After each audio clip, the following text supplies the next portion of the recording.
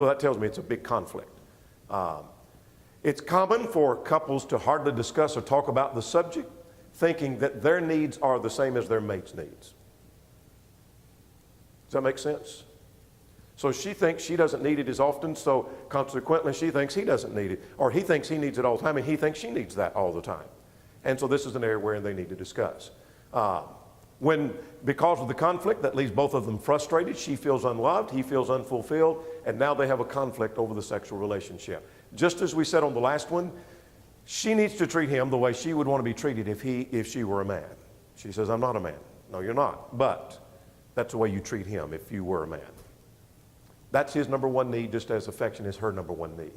Now, hopefully we dealt with that tactfully, that no one was totally embarrassed. If you think you're embarrassed for me talking, then how about being the one if you're talking about it? That's kind of a delicate subject, hard to deal with in a tactful way, but we try. All right, make sense so far? Let's go to number 3. We're going to go back to her now. She has a need for conversation. Now, we're going to be a little out of balance. If we're looking at 5, we're going to look at one person's need more than the others, but when we get through with all 10, we've got 5 and 5. So let's talk about her need. She has a need for conversation. What do we mean by conversation? Harley, page 199. Talking about the events of the day, feelings and plans, avoiding angry or judgmental statements, or dwelling on past mistakes, showing interest in your favorite topics of conversation, balancing conversation, using it to inform, investigate, to understand, and to give undivided attention. What's that say?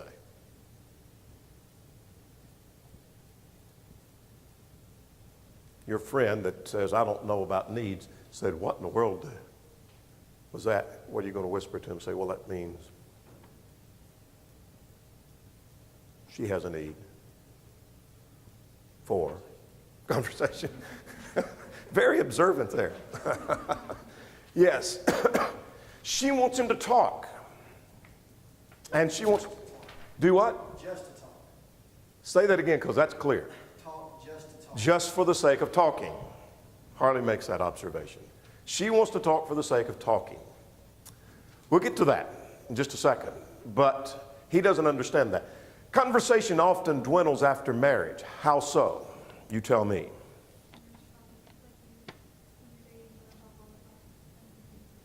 Yeah, you talk for hours, phone calls, particularly if it's long distance, you're on the phone and you talk for hours and you just can't wait to see them.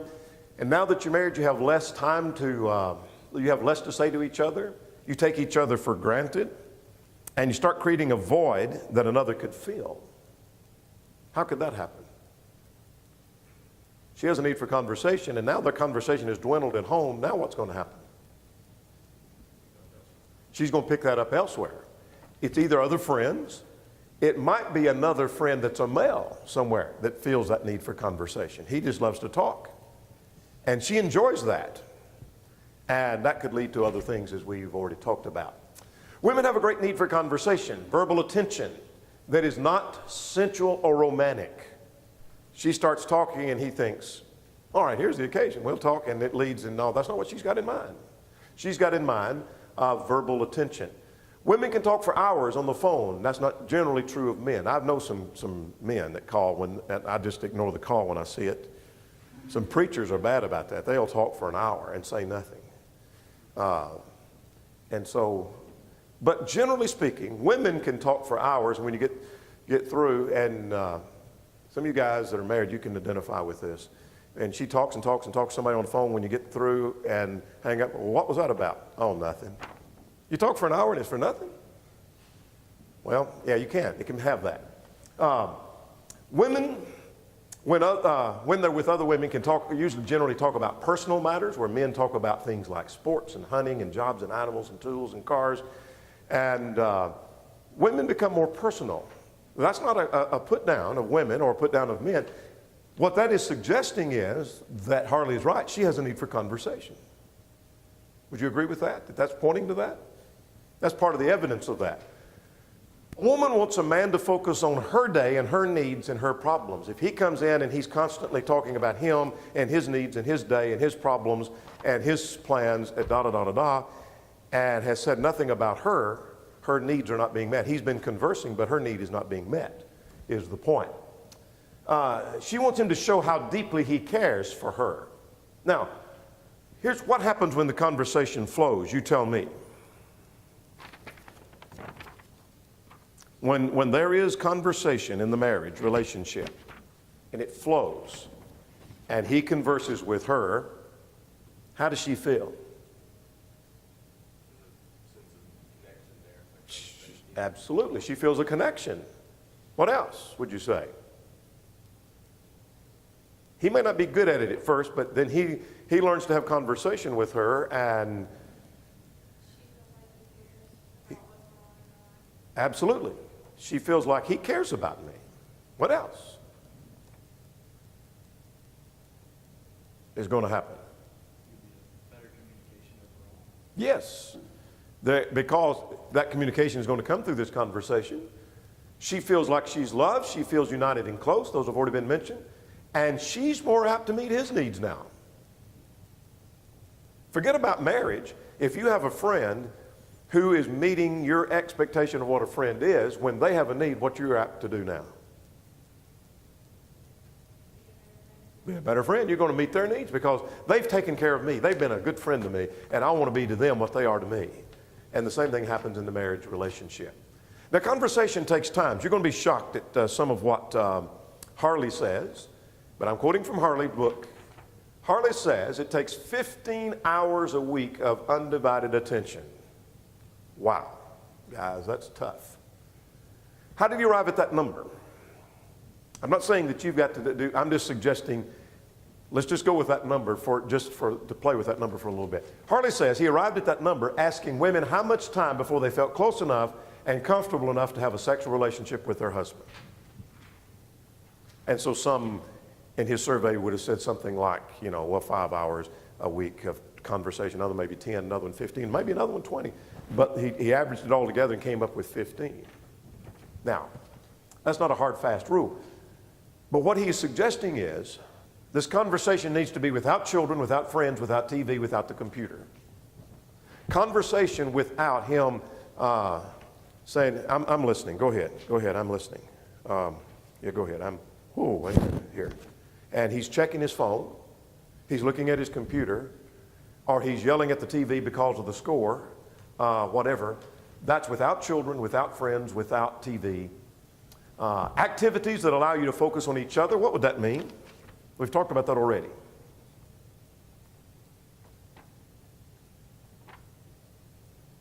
just like going to the movies and not even actually, basically. You're just like looking at like going out to dinner and Yeah. And that's not the same thing against going to the movie or going to a friend's house. Let's go over to our friends and let's play cards with them or let's go bowling with them. But that's not conversation that the husband and wife are having with each other. They're not really communicating and connecting so much. Make sense? And so they need some undivided attention. That's his point. Now let's talk about the goal here. The goal of the conversation is to get to know each other more thoroughly, to let each other know how much they care. This might take place by taking a walk, a drive, go out to eat, at the dinner table, where they can converse with each other. Conversation is an assumption in dating. I want to get to another point, so I'll quickly mention this. That when dating, you talk and you show interest in your mate, and now that they are your mate, the thought is pleasing characteristics. We thought those things were going to continue, and the question is, and Harley raises this question repeatedly, are you keeping up your end of the bargain? Where your mate thought, maybe the woman thought, you know what, he converses, he talks about me, he asks about my needs, he asks interest in my day, and she assumes then that when we get married, that's the way it's going to continue, and he may have just tapered all that off, and she feels like her needs are being unmet. Now, there's a difference in men and women in conversation. This is the thing that Kyle just mentioned a moment ago, and I said, bingo, you're exactly right. Harley makes this observation.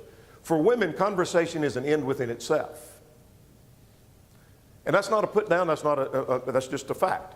That women can talk and talk and talk, and just the talking, whether it accomplishes any information or not, they've met part of their needs if they're talking to some other woman.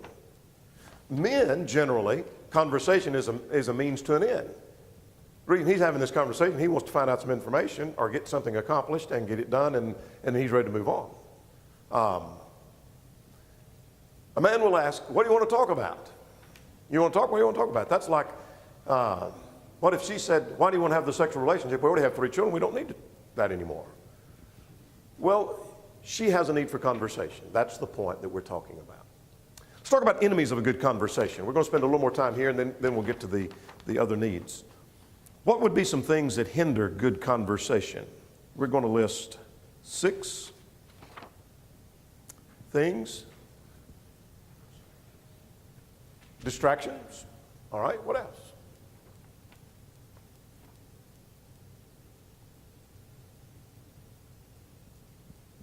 Let me start here with this, and then we'll kind of give you an idea where we're going. Long hours of work or extra hours. It's not saying that, okay, it's sinful for you to work overtime. But the more time you spend away from each other, Harley calls that a death certificate for a marriage. How could that be? They're struggling financially, and she says, you know what, I can work 2 jobs. And he says, you know what, I can volunteer for overtime. And they hardly see each other. Maybe in their first years of marriage, let's say they were within the first 10 years of their marriage, and they hardly see each other, but they're going to be able to meet their needs and get on their feet, save some money toward a house, etc. And what's the problem? How could this be true? More time with other people than their spouse. Exactly. And consequently, you don't get to know your spouse. The conversation just dwindles and ends. And her needs are not being met, nor are his needs being met. Be careful of long hours and extra hours. It's not always worth it. If you could spend a lot of time away from each other and double or triple your salary and you destroy your marriage, what have you gained? You didn't gain anything. You've probably heard me tell this story.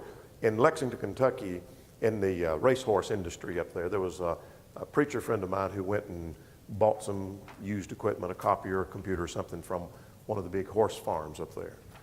And I mean, we're talking more money than you have around here in horse farms. In the thoroughbred, we're talking, what top horse around here would be like $2 million. And some of the yearlings that hadn't even been broke yet are like 9 and 10 million before they even get started. So you're talking about a big farm, great big farm. And the preacher took his family in to the farm and to buy this. And the owner of the farm said, take care of that family, son. Because he said, I used to have a family, and I destroyed my family and lost it building this empire. And he said, now this is all I've got, and I've got nothing. Now, he had millions and millions and millions. Had horses and a farm. But he said, I don't have anything. I've lost my family. It's a death certificate to marriage. Number 2, pursuit of separate interest. The interest between the husband and wife should not be separated like that, but it should be diagrammed as this. They should have, if his interest have no overlap with her interest, and her interest have no overlap with him, then that destroys, there's not much for him to talk about. That makes sense? Here's a third thing that's an enemy. Using conversation to get your way. How could you do that and destroy conversation?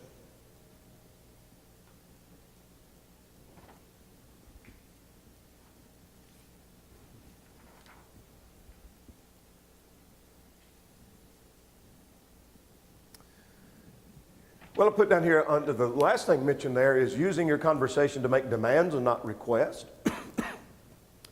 That she needs conversation, so you say, well, she wants to talk, let's talk, and you use that to belittle her and or just to get your way. That becomes an enemy of good conversation. Here's the 4th, using conversation to punish the other. How could you use conversation to punish the other?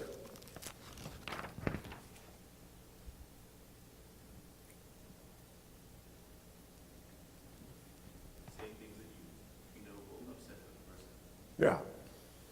I may not know what upsets your mate, but I know what upsets mine, and she knows what upsets me. And you'll learn quickly, if you're not married yet, the key things that just really set triggers off, and you use conversation to set those off or to make charges or accusations. Number 5, using conversation to force agreement. It makes your mate feel like there's no personal value. Makes your mate feel like They don't have their own thinking. And the 6, by the way, all of these are from Harley's book.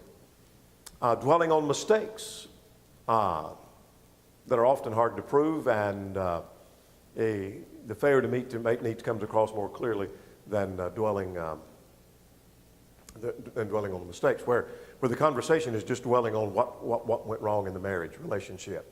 Now let's end this section by talking about friends of good conversation, meaning what are some things that help good conversation, where they can say, you know what, we can sit down and we could just talk and talk and talk, and we can just converse about things like we did when we were dating. What are some things that would help that?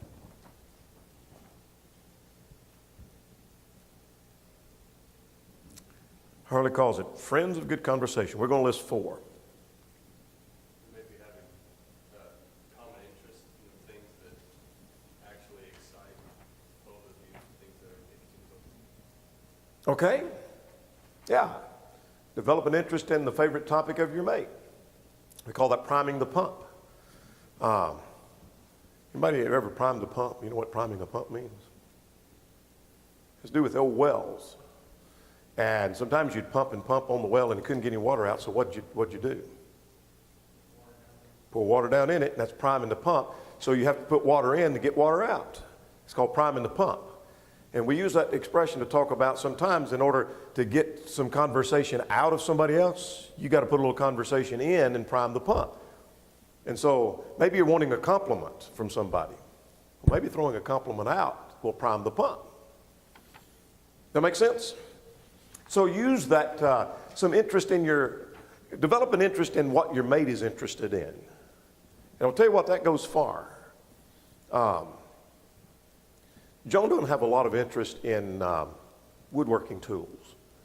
But when she sees something about that, or about horses, or cabinet making, politics, but when she sees a politician's coming in the area, she calls me immediately, sends me a text, so-and-so is coming to Nashville. Why? Because she has an interest, because that's an interest to me. Does that make sense? And so that primes the pump for conversation. Does that make sense? What we're talking about?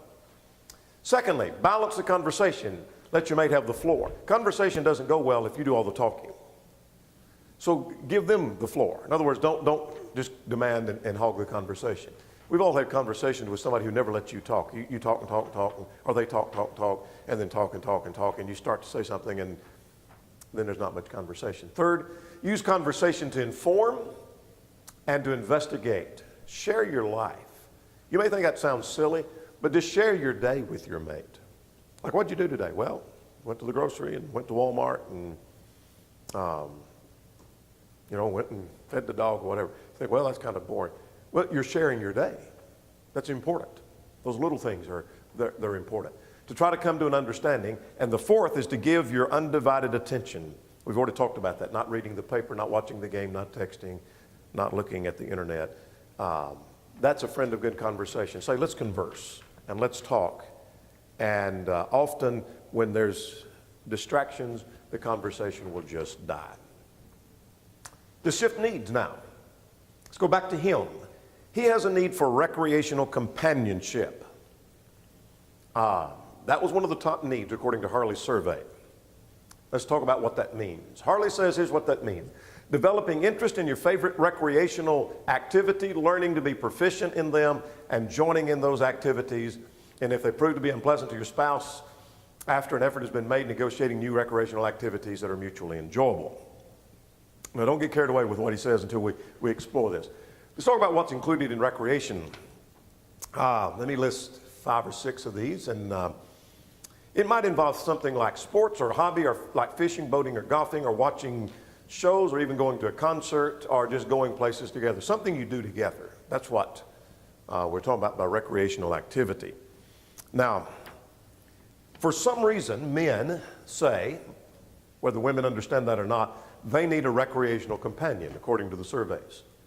In other words, they want their wife's approval and interest in their hobby. That's an important point.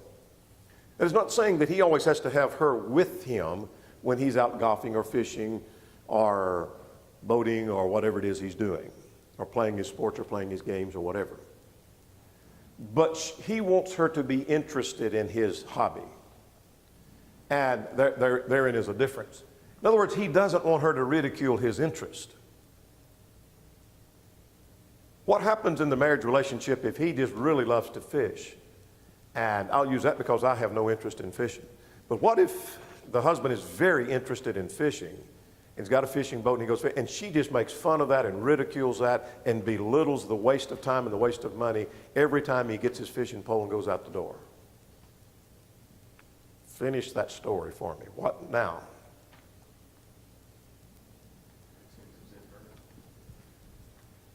Makes him resent her.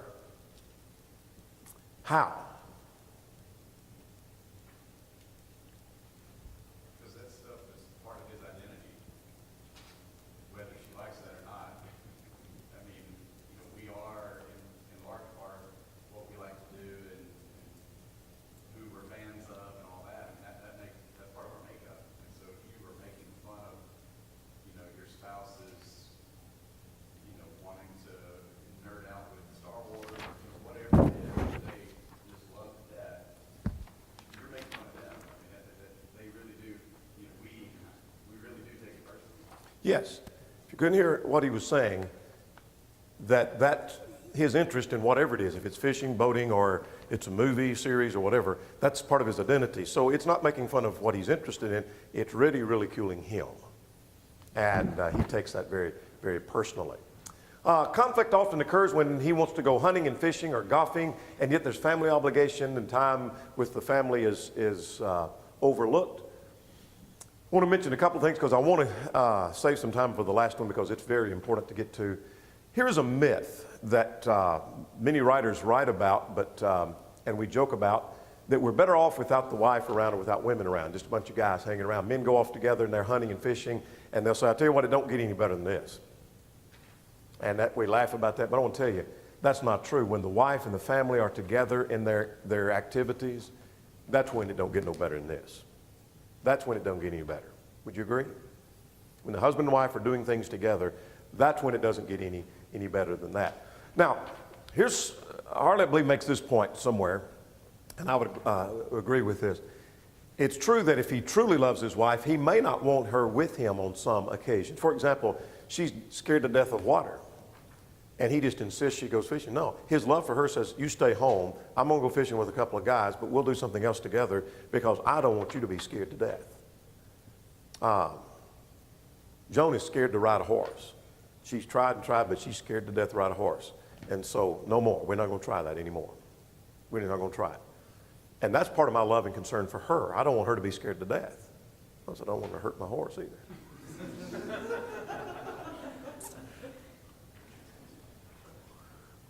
Make sense? Here's some solutions to the problem. How can we resolve a conflict? He needs to keep marriage relationship as most important. How can he do that?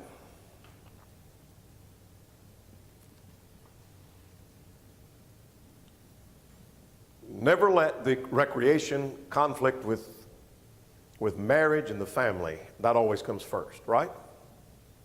She needs to understand he has a need for recreational companionship. That may not be important to her, but it is important to him. Thirdly, understand priorities don't mean you can't have a hobby in the sport. For example, he can have an interest in golfing and go golfing a lot, but at the same time, that doesn't take priority over family. That doesn't take priority over her interest and her needs. Number 4, find an interest you both enjoy, and then follow the mutual appeal rule. Harley talks about this, and I like what he said on page 89, that because she doesn't have an interest in golfing, the husband and son go golfing, and the wife and the daughter go shopping, and when they do, they're each making deposits in the love bank. And I can give testimony that works. Because as our kids got into the teenage years, Dathan was interested in riding horses, and we'd go off riding horses. Krista and Joan didn't have any interest in that. And Dathan and I didn't really have an interest in shopping, so Joan and Krista go off shopping, and it pleased me that Joan is spending time with my daughter. And it pleased Joan that I was spending time with her son. And that makes deposits in the love bank. Make sense? So develop an interest in activities that you may not participate in. In other words, she may not be interested in golfing, but she can develop some interest. She may not ever want to go, but she can develop some interest in that. And so she can talk to him about that. And so that may not apply to all men, but many men think that's one of his great needs is recreational companionship. Let's talk about the fifth and we're going to be done. Let's talk about her need for honesty and openness. This is very important in marriage. Harley, page 201. What is honesty and openness? Revealing positive and negative feelings, events of the day, the daily events and schedule and the plans for the future, not leaving you with a false impression or answering your questions truthfully. It's very important. I want to read that again. I know you may have already got it. It's revealing positive and negative feelings, both of those. The talking about your events of the past, in other words, things that you've done in your past, daily events, your schedule, your plans, not leaving you with a false impression and answering your questions truthfully. Now, let's get this principle down and then we're going to make some application wherein this. I'm going to quickly notice the Bible principles because we're familiar with those. God expects us to be open and honest in our marriage relationship. Evidence would be we're to be one flesh. Would that not argue for honesty and openness? Can you cite another Bible principle or passage?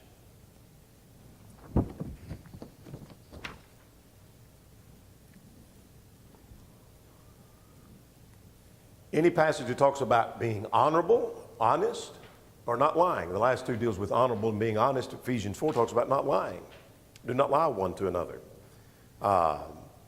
Provide things honest in the sight of all men, Romans 12. Honorable in 1 Peter 2 and in verse 12. God expects us to be totally honest. Would you agree with this? Your word ought to mean something. What does that mean? Somebody asks you, when the preacher said that, what's he talking about? Your word should mean something. Say something that you would be able to be trusted that you're going to do, fulfill whatever it is that you say. Yes. These two passages talk about swear not at all, neither by heaven nor earth, but let your yes be yes and your no, no. What does yes, yes and no, no mean? Somebody paraphrase that. Be a person of your word. In other words, you shouldn't have to say when somebody asks you something and you give an answer, put your hand on this Bible right here and you swear to me that's true. It ought to be that you're the person that says, if you say yes, that means yes, and if you say no, that means no. Be a person of your word. And your mate expects you to be a person of your word. Your word ought to mean something to your mate. When you make a promise, fulfill the promise. When you tell them that's the way it is, that's the way it should be. When you tell them that's where you've been, that's where you should have been. Now, without total honesty, here's what happens. And you help me fill the list up. I'll start. You don't know what can be trusted. If she begins to say, you know what, he hasn't been totally upfront with me about his job, about where he was, etc., she's thinking, you finish the sentence. He can't be trusted. I don't know what else he's been dishonest about. So without total honesty, she don't know what can be trusted. Without total honesty, what else would you say?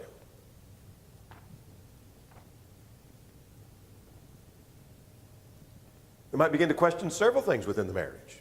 Would you agree with that? Without total honesty, wonder what other secrets haven't been revealed. When suddenly they've been married for years and she finds out there's a past that he hasn't shared with her or she hasn't shared with him, then wonder what else they haven't told. What else could you list? How does she feel now? I